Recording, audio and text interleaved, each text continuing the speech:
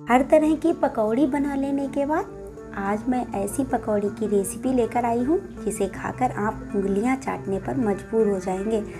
दोस्तों, आज टमाटर की पकौड़ी बनाएंगे।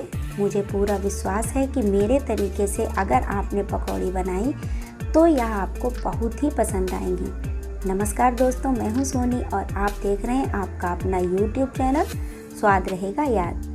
दोस्तों, इससे पहले कि टमाटर की पकौड़ी बनाना शुरू करें, वीडियो को कर दीजिए लाइक, चैनल पर नए हैं तो सब्सक्राइब करके घंटी वाला बटन दबाना ना भूलें। तो आइए शुरू करते हैं। यहाँ पर हमने 2 टमाटर लिए हैं जिनको हमने इस तरीके से स्लाइसेस में काट लिया है। अब इन पर हम नमक और काली मिर्च छिड़ककर कुछ देर के लिए अलग रखते हैं। इधर हम बेसन का घोल बनाने की तैयारी कर लेते हैं।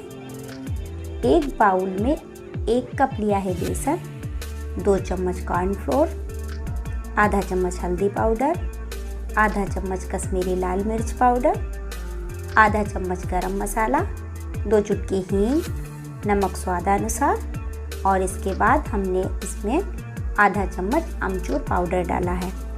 अब हम 5-6 लहसुन की कलियों को ग्रेटर की मदद से इसमें ग्रेट कर देंगे। थोड़ा हरा धनिया काट कर डालेंगे, चिली फ्लेक्स आधा चम्मच और अब पानी डालकर इसका बैटर बना लेंगे। तो देखिए हमारे बैटर की कंसिस्टेंसी कुछ इस तरीके से रहनी चाहिए।